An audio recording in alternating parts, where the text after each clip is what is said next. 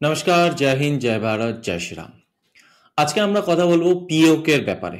পিওকে বা normally POJK, Pakistan occupied Jammu and কাশ্মীরের ব্যাপারে। তো যতদূর সংকেত মিলছে বা যেটা এখনো অবধি পাবলিক মিডিয়া প্ল্যাটফর্মে উপলব্ধ আছে, তাতে দেখে আমরা যে ইনফরমেশনসগুলো উপলব্ধ আছে তা দেখে আমাদের মনে হচ্ছে যে খুব শীঘ্রই আমাদের কাছে পিওজেকে চলে আসবে।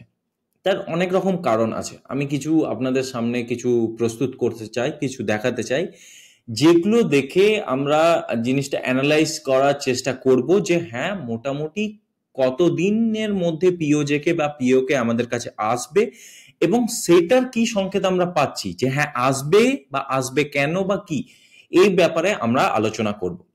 তো আমি আপনাদেরকে প্রথমেই কিছু দেখিয়ে নিতে চাই। তো প্রথমে আমি এক কাজ করি, স্ক্রিন শেয়ার করে নিই আপনাদের সাথে। তো প্রথমেই হচ্ছে এটা, ঠিক আছে? তো এটা ফার্স্ট পোস্টের খবর 29শে মে, মানে গতকালের খবর, যে সেই দিন খুব বেশি দূর নয় যখন পাক অধিকৃত কাশ্মীর বলবে আমি ভারত, আমি ফিরে এসেছি। রাজনাথ সিং, এটা আমাদের ডিফেন্স মিনিস্টার রাজনাথ সিং এটা বলছেন, ঠিক আছে? যে আর খুব বেশি দেরি নয়, খুব তাড়াতাড়ি রাজনাথ সিং আসবে। এটা উনি মানে কনফেডারেশন অফ ইন্ডিয়ান ইন্ডাস্ট্রির মানে ব্যবসায়িক সম্মেলনে উনি এটা বলেছেন। তো খুব শীঘ্রই মানে পিওজেকে আমাদের কাছে চলে আসবে সেটা বলছেন। তো এর পিছনে কি সত্যি কিছু কাজ করছে? মানে আহ, মানে হয়তো পর্দার পিছনে কি কিছু চলছে, সেগুলো আমরা কি চলছে সেটা আমরা একটু দেখব, ঠিক আছে? তো এছাড়াও আপনারা যদি রাজনাথ সিং এর বক্তব্যটা শুনতে চান তো তাহলে আমি আপনাদেরকে দেখিয়ে দিচ্ছি। मैं ये बात फिर से बेहद दृढ़ता से कहना चाहता हूं कि ऑपरेशन सिंदूर अभी खत्म नहीं हुआ है। वह सिर्फ एक विराम है, एक कामा है, एक তো অপারেশন সিন্দুরের ব্যাপারে যেটা বলছেন উনি, যে অপারেশন সিন্দুর শেষ হয়নি, এটা জাস্ট একটা কমা, পূর্ণ বিরাম নয়। হুম। এবং উনি এই কথাটা কখন বলছেন? এই কথাটা উনি বলছেন যে উনি উনি মনে হয় এইটা কোনো সেনা সম্মেলনে ছিলেন বা অপারেশন সিন্দুরের ব্যাপারে কোনো ব্রিফিং দিচ্ছিলেন। তো আর্মি ক্যাম্পে এটা। তো যাই হোক, উনি এটা বলছেন। এর নিচে আমি আপনাদেরকে এটাও দেখাতে চাইছি, এটা উনি যেটা বলছেন, যেটা, এটা শুনুন। कर वह दिन दूर नहीं जब हमारा ही अंग पीओके स्वयं लौटकर कहेगा मैं भारत हूं, भारत ही हूं, मैं वापस आऊंगा और वापस आया हूं। मैं সো भारत বেসিক্যালি উনি কি বলতে চাইছেন?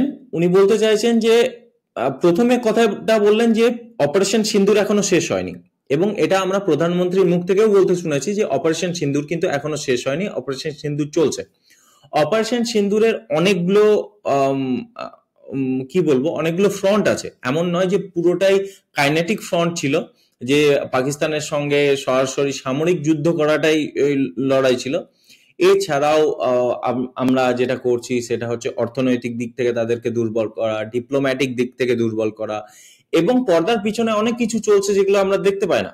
আননোন গ্যানম্যান বা অজ্ঞাত বন্দুকধারী এরকম আছে যারা দেখতে পাবেন, হয়তো কিছু খবর পাচ্ছেন, কিছু পাচ্ছেন না, যেগুলো পাকিস্তানের বড় বড় টপ আল কায়দার লিডারশিপ হোক বা আদার্স টেররিস্ট অর্গানাইজেশনের লিডার্সরা মারা যাচ্ছে। হঠাৎ করে কেউ গুলি মারছে, কেউ কোথাও থেকে বিষ খাইয়ে দিচ্ছে, এরকম ব্যাপার স্যাপার চলছে। কে করছে কিচ্ছু যায় না।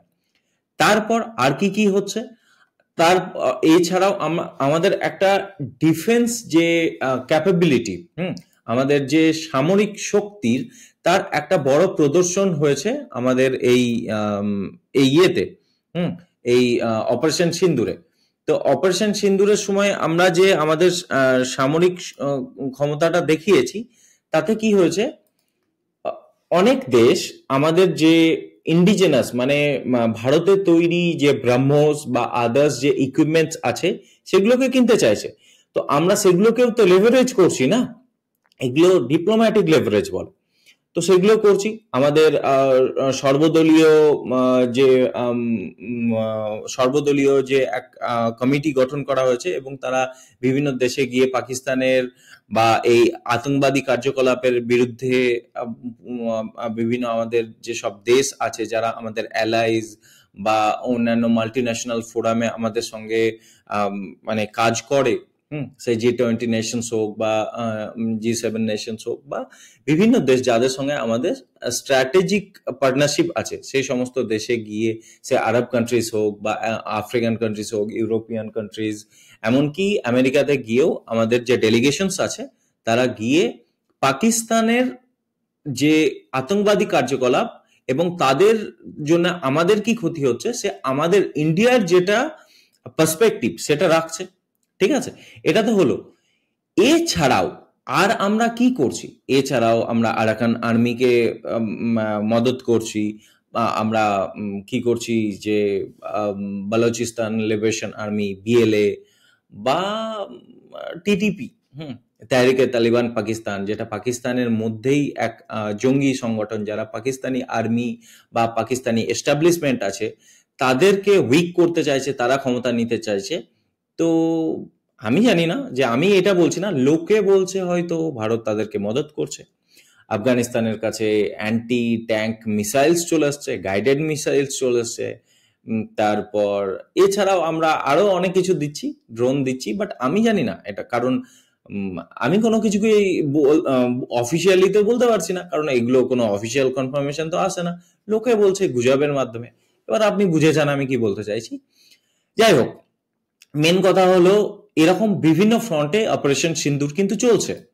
ওকে, এবার আমরা আপনাদেরকে ওটাই দেখাই যেটা আমরা দেখাতে চাইছিলাম তখন, যেটা দেখাতে যাচ্ছিলাম। ওকে, তো এটা দেখতে পেলেন। এবার দেখুন, রাজনাথ সিং এর বক্তব্য শুনলেন। প্রধানমন্ত্রী নরেন্দ্র মোদী কালকে ইয়েতে এসেছিলেন, পশ্চিমবঙ্গে এসেছিলেন, আলিপুরদুয়ারে, সেখান থেকে তার ভাষণে শুনেছেন, উনি অপারেশন সিন্দুরের ব্যাপারে বলেছেন। এবার দেখুন, হঠাৎ করে আমাদের যেটা আর্মি চিফ জেনারেল উপেন্দ্র দ্বিবেদী, তিনি দেখা করছেন জগৎগুরু রাম ভদ্রাচার্যের সঙ্গে। ঠিক আছে, এই ছবি দেখে নিশ্চয় বহুত জনের পিছন জ্বলেছে যে আমাদের আর্মি চিফ দেখা করছেন মানে ধর্মগুরুর সঙ্গে, এবং তিনি তার কাছে দীক্ষাও নিচ্ছেন। ঠিক আছে, আমি শোনাচ্ছি, এক সেকেন্ড আমি শোনাচ্ছি রাম ভদ্রাচার্য কি বলছে, শুনুন। उन्होंने मुझसे वह राम मंत्र की दीक्षा ली, जो दीक्षा ले सीता जी से जो मंत्र लेकर हनुमान जी ने लंका पर विजय प्राप्त की थी, वही दीक्षा मैंने दी। और मैंने उनसे दक्षिणा मांगी है कि मुझे POK चाहिए, पाक अधिकृत कश्मीर हमें चाहिए ही चाहिए, यही हमारी दीक्षा है। উনি কি বললেন? রাম ভদ্রাচার্য এটা বললেন যে উনি জেনারেল উপেন্দ্র দ্বিবেদীকে দীক্ষা দিয়েছেন এবং রাবণের সঙ্গে লড়াই করার আগে শ্রী হনুমানকে যেমন মাতা সীতা দীক্ষা দিয়েছিলেন তেমনই উনি দিয়েছেন। এবং তিনি বললেন যে আমি গুরুদক্ষিণা চাইছি POJকে, মানে গুরুদক্ষিণা হিসাবে আমার কি চাই? পাকিস্তান অকুপায়েড জম্মু অ্যান্ড কাশ্মীর চাই। ঠিক আছে, এটা একটা সংকেত, বুঝুন। এবার এখানে আমি মিলিটারি ফ্রন্টের ব্যাপারগুলো দেখাতে চাই না, এবং দেখাতে চাইছি না এই কারণেই, কারণ এটা অপারেশন সিন্দুর এখনো চলছে। সাইঅপস বা সাইকোলজিক্যাল ওয়ারফেয়ারের যেটা ব্যাপার না, সেটা সবসময় ফ্রন্টে আনা হয় না, সবকিছু বলা হয় না যে আমরা এটা করছি, এখানে এই ডিপ্লয়মেন্ট হচ্ছে, আমাদের আর্মির এই মুভমেন্ট হচ্ছে। হয়তো কিছুদিন আগে আপনাদের মনে থাকবে যে আর্মি আমাদেরকে মানে টুইট করেছিলেন এবং আর্মির তরফ থেকে জানানো হয়েছিল যে যদি আপনারা আপনাদের আশেপাশে কোনো আর্মি মুভমেন্ট দেখেন তো তাহলে প্লিজ সেটা যেন সোশ্যাল মিডিয়াতে শেয়ার করবেন না। ঠিক আছে, তো এতে কি হয়, আমাদের যারা দুশ্মন, আমাদের যারা শত্রু, তারা অ্যালার্ট হয়ে যায়। তো যাই হোক, এখানে আমি আর একটা জিনিস দেখাতে চাই। এনাকে দেখুন, ইনি হচ্ছেন রুদ্র করণ প্রতাপ, ইনি একজন বৈদিক অ্যাস্ট্রোলজার। ঠিক আছে, যিনি এর আগে অরবিন্দ কেজরিওয়াল মানে মুখ্যমন্ত্রিত্ব থেকে সরে যাবেন বা হেরে যাবেন, এই সব কিছু প্রেডিক্ট করেছিলেন। ঠিক আছে, এগুলো দেখুন ওনার প্রোফাইলে পিন করা আছে।